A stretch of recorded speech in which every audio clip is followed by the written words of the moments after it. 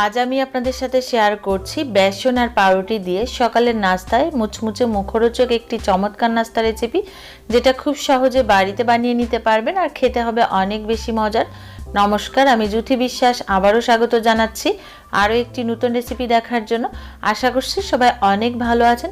দারুণ স্বাদের এই পাউরুটির নাস্তাটি যদি আপনাদের ভালো লাগে তাহলে প্লিজ পুরো ভিডিওটি দেখুন, আর যারা এখনও সাবস্ক্রাইব করেননি তারা এক্ষুনি সাবস্ক্রাইব করুন, যাতে করে পরবর্তী ভিডিও নোটিফিকেশন আপনার কাছে পৌঁছে যায়। তো কথা না বাড়িয়ে চলুন রেসিপিটি শুরু করা যাক। নাস্তাটি বানানোর জন্য প্রথমে একটা মিক্সিং বোলের মধ্যে নিয়ে নিচ্ছি আধা কাপ বেসন। তার মধ্যে দিয়ে দিচ্ছি হাফ টি স্পুন হলুদের গুঁড়ো, হাফ টি স্পুন মরিচের গুঁড়ো, হাফ টি স্পুন জিরে গুঁড়ো, হাফ টি স্পুন ধনে গুঁড়ো, দিয়ে দিচ্ছি লবণ স্বাদ মতো, কিংবা আমি এখানে 1 টিস্পুন লবণ ব্যবহার করেছি। দিয়ে দিচ্ছি 1 চামচ পরিমাণ পেঁয়াজ কুচি, দিচ্ছি গাজর কুচি 1 টেবিল চামচ, আর দিয়ে দিচ্ছি টমেটো কুচি, দিচ্ছি কাঁচামরিচ কুচি একটা অথবা স্বাদ অনুযায়ী ব্যবহার করবেন, দিয়ে দিচ্ছি ধনেপাতা কুচি স্বাদ মতো, আর এখানে দিয়ে দিচ্ছি ডিম। ডিমটা অবশ্যই নর্মাল টেম্পারেচারে রাখা ডিম ব্যবহার করবেন। আর এখানে আমি শুধুমাত্র সুন্দর একটা কালারের জন্য গাজর আর টমেটো ব্যবহার করেছি।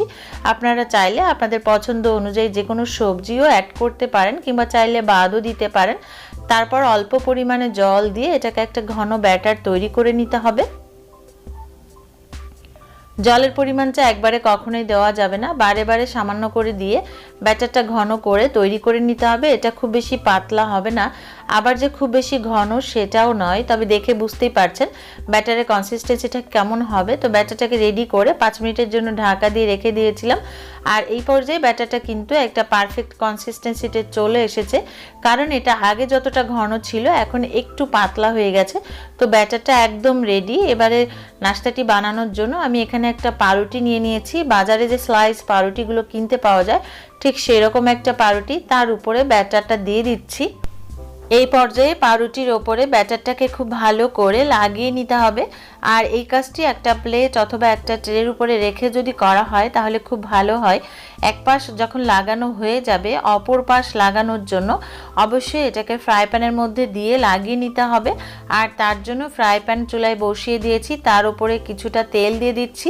তারপর ব্রাশ দিয়ে খুব ভালো করে বিছিয়ে দিচ্ছি, আর মিডিয়াম টু লো আঁচে রেখে তেলটা যখন গরম হয়ে যাবে তখন যে পাশটা ব্যাটার লাগানো হয়েছিল সেই পাশটা প্যানের মধ্যে দিয়ে ওপরের সাইডটিতেও আবারও ব্যাটারটাকে খুব ভালো করে লাগিয়ে দিতে হবে। আর পাউরুটির চারপাশে যে খালি জায়গাটা থাকে সেদিকেও চামচ দিয়ে খুব ভালো করে ব্যাটারটা লাগিয়ে দিতে হবে।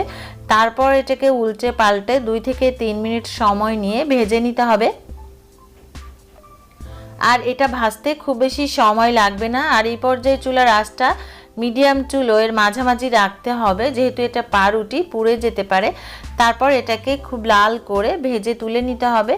আপনারা চাইলে এটাকে একটু বেশি কড়া করে ভেজে নিতে পারেন, কিংবা চাইলে আবার নরম করেও ভেজে নিতে পারেন। আপনার টেস্ট অনুযায়ী আপনারা এটাকে ভেজে নিতে পারেন। আর একই রকমভাবে আমি দুটো টোস্টই ভেজে তুলে নিয়েছি। আর এই তো রেডি হয়ে গেছে কত সহজে দারুণ স্বাদের মুখরোচক একটি সকালের নাস্তার সহজ রেসিপি, যেটা খুব সহজে বাড়িতে বানিয়ে নিতে পারবেন। আর এটা চাইলে সস দিয়েও খেতে পারেন, কিংবা এমনিতেও খেতে পারেন। আশা করছি রেসিপিটি আপনাদের ভালো লেগেছে। ভালো লাগলে অবশ্যই একটা লাইক দিন, আর সাবস্ক্রাইব করে পাশে থাকা বেল বাটনটি অন করুন, যাতে করে পরবর্তী ভিডিও নোটিফিকেশন আপনার কাছে পৌঁছে যায়। কারণ আপনাদের লাইক, কমেন্ট, শেয়ার, সাবস্ক্রাইব আমাকে অনেক বেশি আনন্দিত করে। সবাই খুব ভালো থাকবেন। পুরো ভিডিওটি দেখার জন্য অসংখ্য ধন্যবাদ।